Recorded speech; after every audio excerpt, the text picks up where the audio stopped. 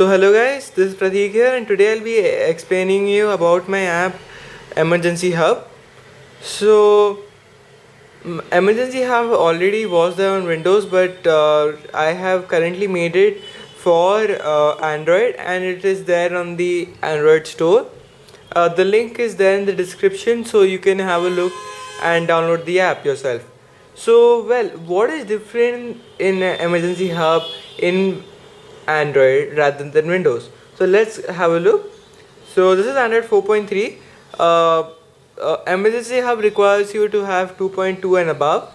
So that's great because there's no compatibility issue as such, because majority of the systems run above 2.3. So that's great. So here is the layout. As you can see, it's a very simple interface. Didn't want to complicate it too much.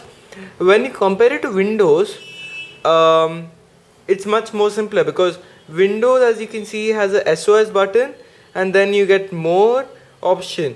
So you have to swipe, right? You got to swipe, so that's going to take you a lot of time, and maybe not that much. Lot of time, when I say lot of time, that means in an emergency every single second matters, right? In an emergency, so swiping also, and swiping and then finding may not be advisable.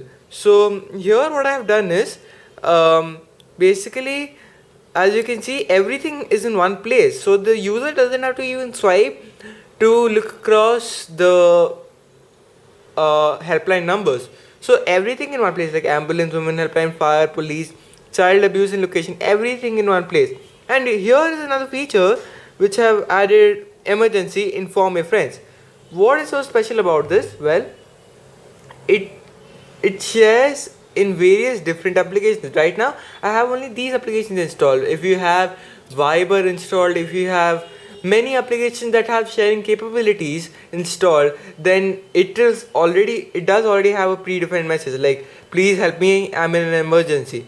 So already have a predefined message, and in any messaging app or in any sharing app for that matter, it will display this predefined message. For instance, you can put it in Bluetooth, or in Samsung devices there's something called Wi-Fi Direct, so it can send it through Wi-Fi itself. So that's great, right? And I have not added the contact list, but you can just directly add like something like dad. And why I've given you that option is that, basically, if I already gave you a predefined number, then what the problem is, maybe you have added maybe say 3 numbers, but out of those 3 you realize that you have not added your dad. See, you have added your mom and your 2 friends, and just for the sake of opening that app and testing, you have added those 3 numbers, and then modifying those numbers is going to take such a long time, right? You don't have that much time in an emergency. That's why I've kept it open, and you just need to dial it like that. You don't need to enter the number because already predefined in that. So well, all of the numbers are predefined: child abuse, location, police, fire, ambulance, women helpline. Location, it does tell you the location. It just navigates to the Google map.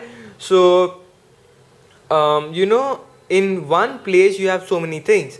You don't have to sort for Google Maps. Just come to Emergency Hub. You have helpline doesn't work, you have Google Map doesn't work, you share. So you have so many features. Well, I don't think any application does give you that option.